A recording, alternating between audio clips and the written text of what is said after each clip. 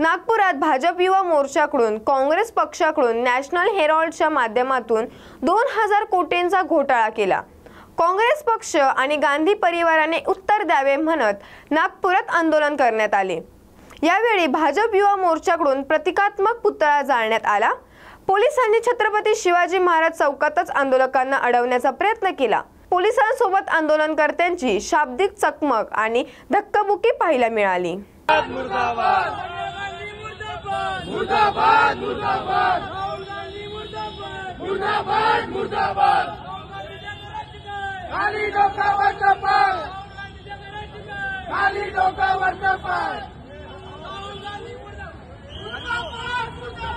राहुल गांधी मुर्दाबाद राहुल गांधी मुर्दाबाद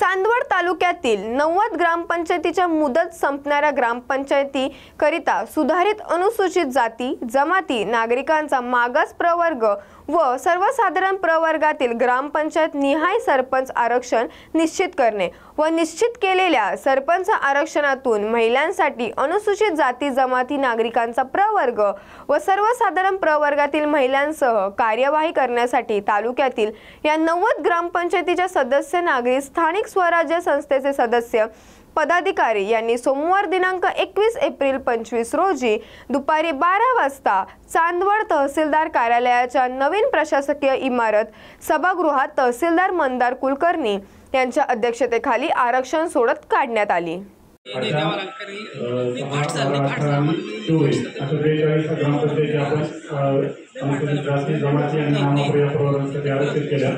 याचा अर्थ आपल्या 48 ग्रामपंचायती ह्या सर्वसाधारण किंवा खुल्या प्रवर्गासाठी आरक्षित असणार आहे म्हणजे खुले असणार आहे। तर त्या ग्रामपंचायती आत्ताच्या आरक्षणातून ज्या निघालेल्या आहेत त्या सोडून उर्वरित सर्व आपल्या सर्वसाधारणसाठी असतील। मी त्या सर्व ग्रामपंचायतीची नाव वाचतोय। पान मंडळे आपल्याला स्क्रीनवर अनुसूचित जमातीसाठी 12 पदे आरक्षित होतात। नामापुरसाठी 24 सरपंचांची पदे आरक्षित होतात आणि खुल्या प्रवर्गासाठी 48 पदे आरक्षित होतात। ही आकडेवारी आपण ऑलरेडी प्रेस नोटमध्ये दिलेली होती। 14% लोकसंख्या आहे, त्यांचं कळम तर यायला पाहिजे होती, परंतु अनुसूचित जमातीसाठी त्याच्या आधीच्या इलेक्शनला 15 ते 20 मध्ये ती आरक्षित। सर, आजच्या आरक्षणाच्या संदर्भामध्ये काय सांगाल, कशा पद्धतीने काढलं? चांदवड तालुक्यातील 90 ग्रामपंचायतीच्या सरपंच पदाचे आरक्षण आजवर जाहीर करण्यात आले। सदर आरक्षणाचा कालावधी 2025 ते 2030 असा असणार आहे। अनुसूचित जाती अनुसूचित जमाती आणि नागरिकांचा मागास प्रवर्ग या सरपंच पदाच्या प्रवर्गासाठी आरक्षण निश्चित करताना अनुसूचित जाती आणि अनुसूचित जमातीसाठी लोकसंख्येच्या प्रमाणात आरक्षण निश्चित करण्यात आले। असं आरक्षण निश्चित करताना ज्या ग्रामपंचायतींना यापूर्वी एकदाही अनुसूचित जाती किंवा अनुसूचित जमाती किंवा नागरिकांचा मागास प्रवर्ग याचं आरक्षण मिळालेलं नाही आहे, त्या ग्रामपंचायती प्रथम निश्चित करण्यात आल्या। अनुसूचित जाती आणि जमातीमध्ये अनुसूचित जातीसाठी एकूण 6 आणि अनुसूचित जमातीसाठी एकूण 12 ग्रामपंचायती लोकसंख्येच्या प्रमाणात निश्चित झाल्या। नागरिकांचा मागास प्रवर्ग यासाठी एकूण 24 ग्रामपंचायतीचं आरक्षण आपल्याला निश्चित करायचं होतं। त्यापैकी 8 ग्रामपंचायती या मागील 1995 पासून ते आजपर्यंत जिथं एकदाच नामाप्र देण्यात आलेला आहे अशा 8 ग्रामपंचायती थेट निवडण्यात आल्या आणि उर्वरित एकूण 21 ग्रामपंचायती अशा होत्या की जिथं एकपेक्षा दुसऱ्यांदा नामाप्र देण्याची गरज होती। तर त्या 21 पैकी 16 ग्रामपंचायती या चिठ्ठ्या टाकून आज निश्चित करण्यात आल्या आहेत आणि उर्वरित 48 ग्रामपंचायती या आपल्या सर्वसाधारण याच्यासाठी शिल्लक राहिलेल्या आहेत। यापैकी आता 50% महिला आरक्षणाचं कामकाज 24 एप्रिल रोजी माननीय उपविभागीय अधिकारी यांच्या अध्यक्षतेखाली इथं पूर्ण करण्यात येईल. आता ज्या लहान मुलांच्या हस्ते जे चिठ्ठ्या काढल्या त्या काय पद्धतीने काढल्या, कशा करणार? लहान मुलांच्या हस्ते चिठ्ठ्या काढताना नागरिकांचा मागास प्रवर्ग याच्यासाठी आपल्याला 24 ग्रामपंचायती निवडायच्या होत्या. त्यापैकी 8 ग्रामपंचायती आपल्या बाय डिफॉल्ट निवडल्या गेल्या होत्या की जिथं आरक्षण आपल्याला एकदाच दिलं गेलं होतं आणि त्या 2005 पर्यंतचं ते आरक्षण होतं. त्याच्यानंतर तिथं नामप्रचं आरक्षण नव्हतं. 2005 नंतरच्या 21 ग्रामपंचायती अशा होत्या की जिथं दुसऱ्यांदा नामप्र आपल्याला देणं आवश्यक होतं. त्यापैकी 16 आपल्याला चिठ्ठ्या काढायच्या होत्या. त्या चिठ्ठ्या छोट्या मुलांच्या हस्ते आपण काढलेल्या आहेत. नागपूर महानगरपालिकेसमोर युवक काँग्रेस आज वेगवेगळ्या मुद्द्यांना घेऊन आंदोलन केलं असून या आंदोलनात मोठ्या प्रमाणात युवक काँग्रेसचे कार्यकर्ते सहभागी झाले. आठवडी बाजारात लागणारे दुकान जी हिंदूंची आहेत ती बिल्डरला फायदा पोहोचवण्यासाठी हटवली जात आहेत. म्हणून हे आंदोलन युवक काँग्रेसच्या वतीने वेगवेगळ्या भागात असलेले पाणी समस्या तसेच इतर समस्यांना घेऊन हे आंदोलन करण्यात आले. यावेळी महानगरपालिकेच्या विरोधात युवक काँग्रेसच्या वतीने भगवे झेंडे घेऊन जोरदार घोषणाबाजी देखील करण्यात आली. बाजार हटाने वालों को हम हमारा हक मांगते हैं, नहीं किसी से भीख मांगते, हम हमारा हक मांगते हैं, नहीं किसी से भीख मांगते. मुर्दाबाद महानगरपालिका, मुर्दाबाद झूठे मारो सालों को, UCW मुर्दाबाद, झूठे मारो सालों को, मुर्दाबाद मुर्दाबाद मुर्दाबाद. पंचायत समिति आगे बढ़ो, हम हमारे साथ हैं. ये चूड़िया लाए हैं नागपुर महानगर पालिका के लिए, पहन लेना पूरे अधिकारी लोग. ये चूड़िया पहनो और अपने घर में बैठो. हिंदू के नाम पर वोट लेने वाले सत्ता के दलालों, आज देखो यहाँ पे हिंदू समाज खड़ा है. कितने लीडर सामने आ गए, सभी लोग अंदर बैठे हुए हैं. लेकिन हिंदू समाज जो है ना ईमानदारी से रोड पे बाजार लगा के अपने बच्चों का पालन पोषण करता है, उनको हटाने का काम कुछ बिल्डरों के नाम से, कुछ बिल्डरों के कंप्लेंट पर ये महानगर पालिका हटाने का काम कर रही है. ऐसे बिल्डरों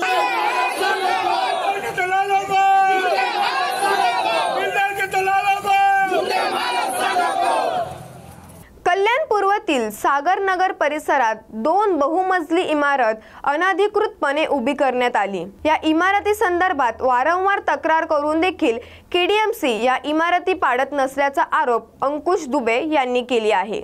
एखादा गरीब व्यक्ती घर बांधतो, चाळ तयार करतो, त्या विरोधात महापालिका प्रशासन कारवाई करते.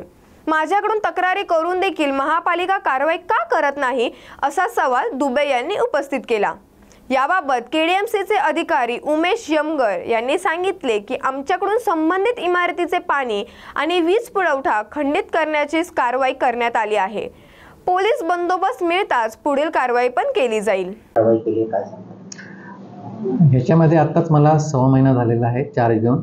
6 महिन्यामध्ये आत्तापर्यंत आम्ही पाणी पुरवठा कनेक्शन आणि विद्युत कनेक्शन यांची कट करण्याची आम्ही MSEBला विनंती केलेली आहे या पावशींच्या विरोधात. ही सदर तक्रार जी अंकुश दुबेची तक्रार आहे त्यांचं असं म्हणणं आहे की याच्यावर कारवाई लवकरात लवकर व्हावी. आम्ही या लवकरात लवकर जसा पोलीस बंदोबस्त आता सध्या रहिवास असल्यामुळे लवकरात जसा आपल्याला हे भेटेल पोलीस बंदोबस्त तशी आम्ही कारवाई करू. त्यांची कारवाई केली जात नाही. आता माझ्या इथे ड प्रभागामध्ये सध्या आम्ही चालू बांधकामावर आम्ही तात्काळ कारवाई करत आहोत. कारण की चालू बांधकाम दिसतंय तर मी तात्काळ कारवाई करणारच आहे. आता हे ऑलरेडी बनवलेले आहेत. काही गोष्टींना आम्हाला वेळ लागतो आहे, त्याची प्रोसेस काही प्रलंबित असतात. आता सध्या जयंती वगैरे होत्या, रामनवमी होती, त्याच्यामुळे आम्हाला पोलीस बंदोबस्त मिळाला नाही. जसा आम्हाला पोलीस बंदोबस्त मिळेल आम्ही कारवाई करू.